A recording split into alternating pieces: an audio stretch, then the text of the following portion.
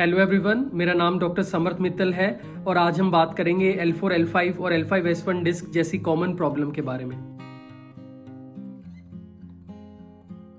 हमारा spine total 33 हड्डियों या वर्टिब्रा से बना होता है, जिन्हें हम 5 रीजन में डिवाइड करते हैं: सर्वाइकल, थोरैसिक, लंबर, सेक्रम और कॉक्सिक्स। हर एक रीजन को एक शॉर्ट फॉर्म से डिनोट किया जाता है। जैसे सर्वाइकल को C से डिनोट किया जाता है, जिसमें 7 वर्टिब्रा होते हैं।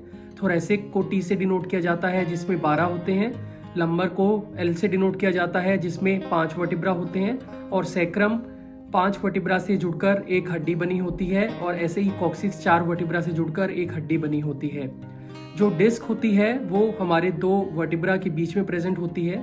जैसे जो डिस्क L4 और L5 हड्डी के बीच में होगी उसे हम L4, L5 डिस्क कहते हैं, और जो डिस्क L5 और S1 हड्डी के बीच में होगी उसे हम L5S1 डिस्क कहते हैं।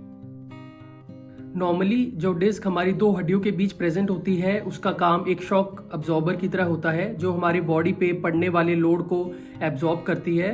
बट अगर हमारे बॉडी पे लोड नॉर्मल लोड से ज़्यादा होने लगे तो यह डिस्क बल्ज आउट हो जाती है, यानी कि अपनी पोजीशन से बाहर आके सराउंडिंग नसों को दबाने लगती है। डिस्क बल्ज के बहुत सारे कारण हो सकते हैं, जिसमें मोस्ट कॉमन कॉज आजकल पुअर पोस्चर है। जैसे कि हमारी लाइफस्टाइल बहुत सेडेंट्री और यूजुअली डेस्क जॉब वाली हो गई है।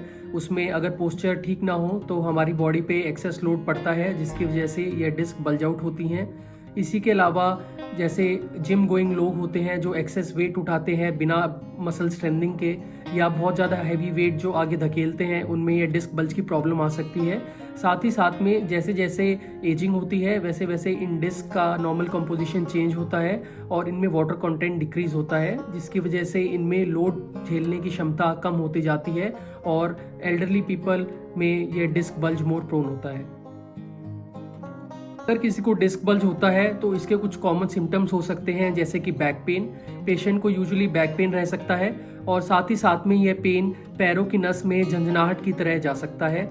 और अगर यह किसी एक नस के गुच्छे को या नस को दबा रहा है तो उस नस की डिस्ट्रीब्यूशन में वीकनेस, साथ ही साथ सुनपन भी आ सकती है, यानी कि पेशेंट को कुछ पैर के अंगूठे में या तलवे में कुछ कमजोरी महसूस हो सकती है। साथ ही साथ चलने में भी प्रॉब्लम आ सकती है। और अगर यह डिस्क बल्ज बहुत बड़ी साइज का हो या सडन झटके से एक डिस्क बल्ज हुई हो तो वह हमारे ब्लैडर और बावल को भी इन्वॉल्व कर सकता है। मतलब पेशेंट को अपने यूरिनेशन में और बावल हैबिट्स में कुछ प्रॉब्लम आ सकती हैं, और साथ ही साथ उस एरिया में सुनपन भी महसूस हो सकता है।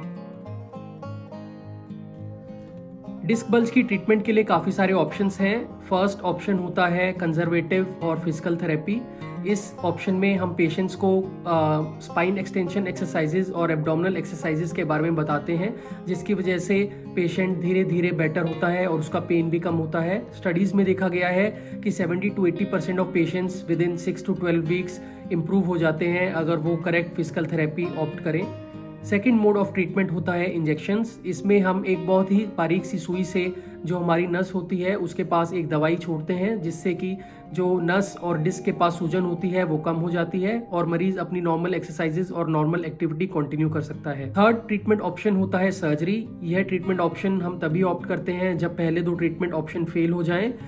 अदरवाइज पेशेंट को बहुत ज़्यादा इंटॉलरेबल पेन हो या पेशेंट इतना बड़ा डिस्क बल्ज के साथ आए जिसमें पेशेंट को कुछ वीकनेस या सुनपन या ब्लैडर और बावल इन्वॉल्वमेंट हो जाए, तो हम पेशेंट को सर्जरी ऑप्शन के लिए बताते हैं। सर्जिकल ऑप्शंस बहुत सारे होते हैं, जैसे कि open surgery, microscopic surgery, endoscopic surgery. सभी सर्जरी अपने आप में एक सेफ ऑप्शन है।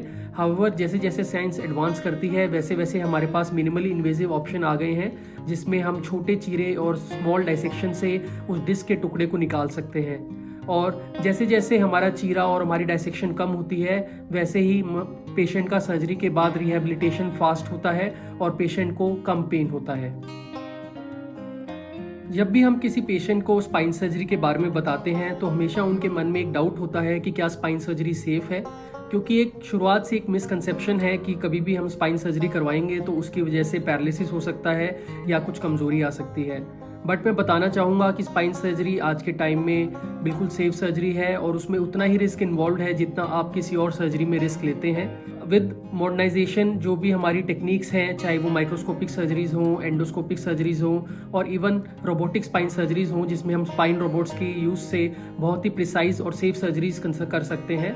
तो अगर आपको कोई भी स्पाइन प्रॉब्लम है तो आप अपने एक स्पाइन स्पेशलिस्ट से मिलिए और उससे हमेशा ट्रीटमेंट ऑप्शन डिस्कस करिए। करेक्ट टाइम पे सही स्पाइन सर्जरी ऑप्ट करने से आपको काफ़ी अच्छे रिजल्ट्स मिल सकते हैं।